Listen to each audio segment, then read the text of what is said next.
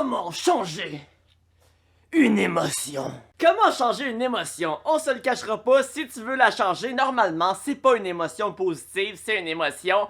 C'est quoi l'autre choix? C'est quoi l'autre choix? Une émotion négative. Mais quel genre d'émotion négative peut-on avoir? Et comment changer chacune d'elles? C'est ça que je te décortique dans cette vidéo. Puis reste jusqu'à la fin parce que honnêtement, je te donne un de mes trucs qui m'a servi extrêmement beaucoup, énormément dans la vie. En passant, moi c'est Michael Wolf. Si tu veux apprendre plein de choses sur le développement personnel, la séduction et la confiance en soi, abonne-toi. Une émotion négative, ça rentre majoritairement dans 3 catégories. Une crainte, une phobie, une blessure psychologique. Commençons par la crainte. Tu commences un nouvel emploi, t'as peur de pas faire la job. T'as un examen pis t'as peur d'échouer. T'as un rendez-vous avec une fille et t'as peur de ne pas lui plaire, bien évidemment. La crainte est souvent liée à l'échec éventuel de ne pas réussir. La principale erreur que tu fais quand tu crains quelque chose, là, c'est tout simplement une erreur de perception. Tu t'imagines que l'échec est la fin du monde, alors que l'échec fait partie de la vie. Ça fait partie de la vie et de l'apprentissage. Si tu veux devenir bon dans quoi que ce soit dans la vie, tu dois passer par beaucoup d'échecs. Change ta perception et ton focus. C'est-à-dire qu'en ce moment, tu focuses juste sur l'échec. Mais focus sur les leçons que l'échec t'apporte. Hein? Pas cave, le gars? L'échec est positif, c'est-à-dire qu'à chaque fois que t'échoues, là, t'as une possibilité d'apprendre plein de choses et de t'améliorer. L'échec est positif. Un deuxième astuce pour changer ton émotion négative de l'échec, c'est tout simplement d'être préparé. Parce qu'évidemment, si tu as un examen et que tu ne te prépares pas, que tu n'étudies pas, ben tes chances d'échouer sont pas mal plus grandes que si tu es bien préparé. Donc plus que tes chances d'échouer sont hautes, plus que tu amplifies ta crainte. Donc plus que tu as l'impression d'être préparé, ben plus tu vas réduire ton sentiment de crainte. Alors change ta perception de l'échec et prépare-toi. Deuxième émotion négative. La phobie. Une phobie des chiens, une phobie de la noirceur, une phobie des avions. Bon, premièrement, à quel point que ta phobie vient affecter ta vie? Parce que si ça l'affecte énormément puis que ça t'empêche de vivre, ben évidemment, faut faire de quoi. Mais si t'as une phobie des ours polaires puis que t'as pas l'intention d'aller au pôle Nord, c'est pas tant grave, là. On se comprend? Mais dans tous les cas, si tu as envie de travailler sur ta phobie et de changer cette émotion négative que tu as en toi, la meilleure façon, c'est la thérapie cognitivo-comportementale qui vont te montrer à faire des exercices d'exposition à ta phobie. Étape par étape, par étape, on se comprend. Étape par étape. C'est-à-dire de t'approcher de plus en plus de ta phobie.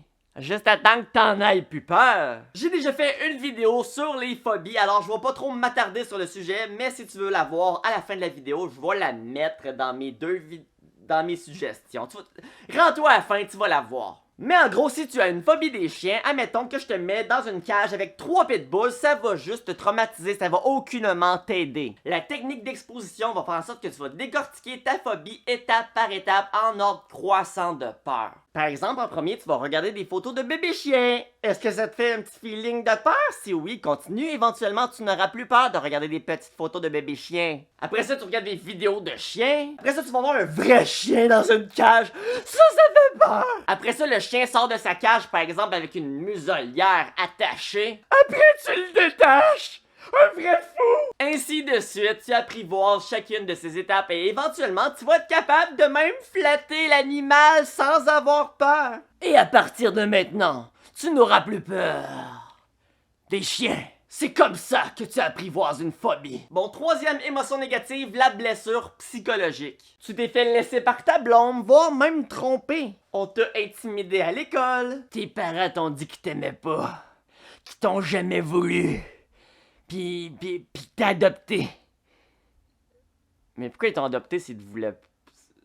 Hein? Ça fait aucun sens. Ça, c'est probablement le type d'émotion négative le plus difficile à changer. Parce que c'est ancré vraiment profondément en toi. Mais une des choses super importantes pour toi, pour changer cette émotion négative, ça va être tout simplement d'en parler. De vraiment parler, de se vider le cœur, de vider toutes ses frustrations, d'exprimer vraiment tout ce que tu as dans ta tête à ce propos. Sa colère, sa haine, sa tristesse, sa déception, tout ce que tu as à l'intérieur de toi face à ça. Ça peut être à un ami, à un proche, à quelqu'un de ta famille, ça peut être même à un inconnu sur un forum pourvu que tu en parles.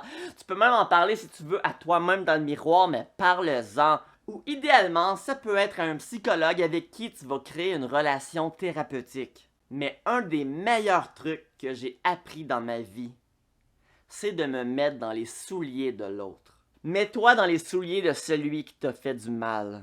Essaie de comprendre pourquoi il a fait ça. Parce qu'il y a toujours une raison. Demande-toi si cette personne est heureuse dans la vie. Si elle a une blessure en dedans d'elle, de la colère, une blessure enfouie, cachée en elle. Si un enfant t'a fait beaucoup de mal à l'école, par exemple, ben normalement c'est parce qu'on lui a appris à faire ça. Et c'est qui t'apprend des choses en général quand t'es jeune? C'est tes parents. En secondaire 2, j'ai reçu mes premiers coups de poing d'en face et j'ai appris par la suite que ce gars-là, ben, il se faisait battre par son père. Ça rend pas les coups que j'ai reçus moins douloureux, mais ça donne quand même une sorte d'explication qui me fait comprendre pourquoi il a pu me faire ça. Même si, à mon avis, j'avais rien fait pour le mériter. Mais lui avec, il a rien fait pour mériter sa situation. Je suis juste genre... C'est juste un effet de rebondissement. Ça donne une explication, une logique, une compréhension de la chose. Quand tu te mets dans les souliers de l'autre, ben c'est plus facile de pardonner. C'est plus facile de comprendre pourquoi. Alors ouvre grand ton cœur, aie pas peur d'en parler et mets-toi dans les souliers de l'autre. Parce qu'au fond, là, on essaie tous de faire de notre mieux. Il n'y a personne qui veut vraiment faire du mal, juste pour faire du mal. C'est toujours pour se soulager d'une autre douleur qu'ils ont dans leur vie. Si tu as apprécié la vidéo, ben évidemment, fais un pouce, écris un petit commentaire, ça me ferait super plaisir. Abonne-toi à la chaîne si c'est pas déjà fait. Je te mets 2 vidéos, je te mets la vidéo de la phobie juste là, tu peux cliquer là. Clique! Va la voir! Ou sinon, elle.